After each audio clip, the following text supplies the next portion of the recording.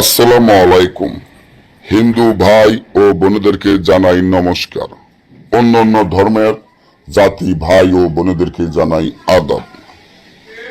আমি তান্ত্রিক বড়ুয়া। মরণবান নকশা নকশাটি নিয়ে আপনাদের মাধ্যমে আমি উপস্থিত হলাম।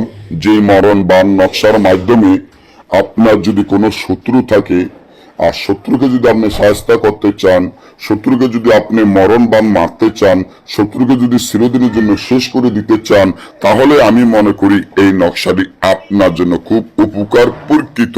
আর দুই আসল অরিজিনাল পুরাতন কিতাবের থেকে অরিজিনাল ভাবে নিয়মটি আপনাদেরকে দিয়ে দিব। আর অরিজিনাল ভাবে যদি আপনারা কাজ করতে পারেন, তাহলে আমার আল্লাহ রাসূলের ডিপটিকে বলতে পারি আপনার কাজ 100% গ্যারান্টি। ঈশ্বর মহাদেবের কসমকে আমি বলতে পারি। তবে একটা জিনিস আপনারা সবসময় খেয়াল রাখবেন আর সবসময় মনে করবেন, শত্রু থাকা ভালো নয়। শত্রু থাকা ভালো না, শত্রুকে শেষ করে দেওয়া হয়, শত্রুকে হরে রাখা ভালো। কারণ শত্রু থাকলে দিনের পর দিন আপনার ক্ষতি করবে। শত্রু তিলে তিলে তিলে তিলে আপনাকে শেষ করে ফেলবো। শত্রু এমন ভাবে তিলে তিলে তিলে তিলে আপনাকে শেষ করব, আপনার ফিট আস্তে আস্তে আস্তে আস্তে দেখুন দেওয়ালে লাগে ঠেকে যাবে। আপনি কোটি টাকার মালিক, কোটি কোটি টাকার মালিক, কিন্তু যদি শত্রু আপনার পিছনে লাগিয়া থাকে, শত্রু দিনের পর দিন আপনার ক্ষতি করে থাকে, তাহলে আপনি আস্তে আস্তে আস্তে আস্তে দেখবেন যে নিচে নামতে নামতে নামতে নামতে, যেমন আপনি 32 তলা বিল্ডিং এর উপরে আছেন, এখন সিঁড়ি দিয়ে আস্তে আস্তে আস্তে আস্তে নামতে নামতে ঠিকই আপনি যেভাবে নিচে নামছেন, ঠিক তেমনি আপনি কোটি কোটি টাকা থাকলে শত্রু যদি দিনের পর দিন আপনার ক্ষতি করে, আপনি আস্তে আস্তে আস্তে আস্তে নিচে নেমে ফকির হয়ে যাবেন। তখন কি হবে, আপনার ফিটটি দেওয়ালের লাগে ঠেকে গেছে, কোনো উপায় পাইতেছেন না, কোনো উপায় খুঁজেও পাইতেছেন না। তখন কি করবেন বা কি করণীয়?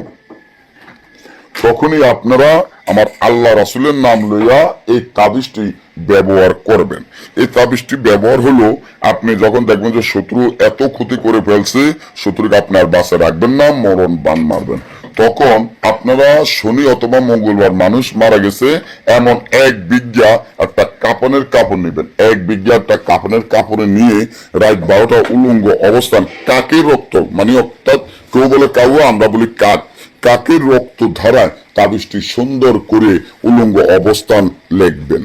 তবে লিখতে হবে বায়ু প্রস্রাবের সাথে এবং আপনার এই কাকের রক্তর সাথে একত্রে মিল করে তাবিজটি সুন্দর করিয়া লিখবেন।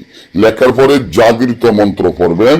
আর জাগৃত মন্ত্র যদি আপনারা না পারেন, না বোঝেন, আমাদের থেকে নিয়ে নেবেন। কোনো কবিরাজ যদি করেন তাহলে তার কাছে জাগৃত মন্ত্র আছে। যারা কবিরাজ ছাড়া করতে চান, যদি আপনার কাছে জাগৃত মন্ত্র না থাকে, আপনি আমার কাছ থেকে ফোন করে জাগৃত মন্ত্র একটা খরচ আছে, হাদি আছে, ওটা দিয়ে জাগৃত মন্ত্রটি নিয়ে নেবেন। নেওয়ার পরে আপনি জাগৃত মন্ত্রটি যখন তাবিজের উপরে পড়বেন, তাবিজটি আপনার হাতের উপরে লড়াচড়া করে, তখন আপনি মনে করবেন যে তাবিজ জাগিয়া গেছে এবং তাবিজের পরাণ হয়ে গেছে। তো এই তাবিজটি যখন জাগৃত করা হবে, তখন এই তাবিজটি আপনি উলঙ্গ অবস্থান বা একটার পর আপনি কবরস্থানে গেড়ে দিবেন। একটা পর কবরে গেড়ে দিয়ে কবরের আত্মাকে জাগৃত করে তাবিজটি গেড়ে দিয়ে পিছের দিকে আর তাকাবেন না। পিছের দিকে তাকাবেন না, ওই রাত্রের মধ্যে দেখবে যে শত্রুর মরণ হয়ে যাবে। তবে শত্রুর নাম, শত্রুর পিতার নাম, শত্রুর মাতার নাম তাবিজের নিচে সুন্দর করিয়া লিখে দিতে হবে, নয়তো আপনার কাজ হবে না। আর আপনারা যে যেখান থেকে আমাদের এই চ্যানেলটি নিয়মিত দেখেন, যদি আপনারা আমাদের থেকে কাজ করে নিতে চান, আমাদের স্ক্রিনে দেওয়া নম্বরে যোগাযোগ করে যে কোনো কাজ করে নিতে পারবেন। সবাই ভালো থাকবেন, সুস্থ থাকবেন, ধন্যবাদ।